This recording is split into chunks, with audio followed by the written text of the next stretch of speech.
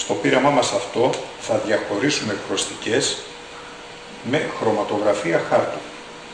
Σε ένα ποτήρι των 100 ml βάζουμε καραμελάκια διαφορετικών χρωμάτων και λίγο νερό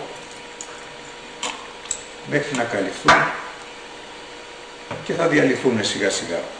Θα χρειαστεί ένας χρόνος αρκετός για να μπορέσουμε να διαλύσουμε και να κάνουμε το ομογενές μείγμα, το οποίο στη συνέχεια θα το περάσουμε από ένα χαρτί με σκοπό να διαχωρίσουμε τις χρωστικές μεταξύ τους.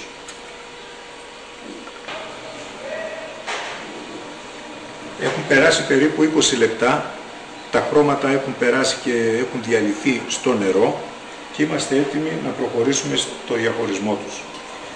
Έχουμε κόψει 3 διευθυντικά χαρτάκια, περίπου 15 με 20 εκατοστά ύψος και 2 εκατοστά πλάτος. Έχουμε χαράξει στα 3 εκατοστά από κάτω με μολυβάκι 1 γραμμούλα και θα τα κρεμάσουμε στο ποτήρι αυτό, έτσι ώστε το κάτω άκρο ίσα ίσα να εφάπτεται στο πυθμένα του ποτηριού. Θα βάλουμε λοιπόν 3 τέτοια χαρτάκια στο ίδιο ύψος, έτσι ώστε το ένα να μην καλύπτει το άλλο.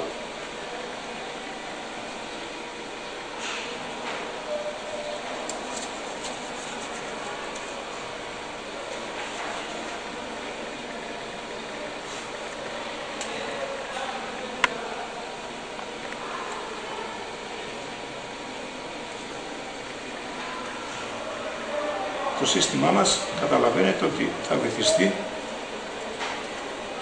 και θα κουμπάνε αυτά περίπου στο πυθμένα. Με σταγονόμετρο τοποθετούμε ακριβώς στο σημείο που έχουμε κάνει τη μολυβιά από 1 σταγόνα στο κάθε χαρτάκι.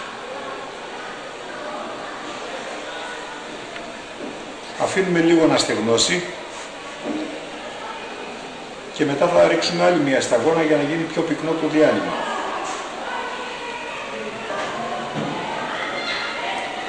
Έχουμε ρίξει άλλη 1 σταγονίτσα και το όλο σύστημα το τοποθετούμε μέσα σε ένα ποτήρι ζέσιος των 50 ml. Θα βάλουμε ινόπνευμα έτσι ώστε να έρθει σε επαφή με το κάτω σημείο του χαρτιού σε ένα ύψος γύρω στο 1 εκατοστό.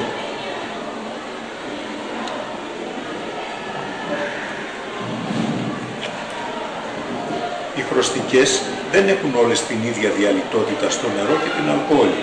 Η αλκοόλη είναι ο διαλύτης ο οποίος θα ανέβει σιγά σιγά προς τα πάνω και θα παρασύρει τις χρωστικές με διαφορετική ταχύτητα. Μετά από λίγο θα δούμε το όλο σύστημα και λογικά θα πρέπει τα διαφορετικά χρώματα να έχουν φτάσει σε διαφορετικό ύψος.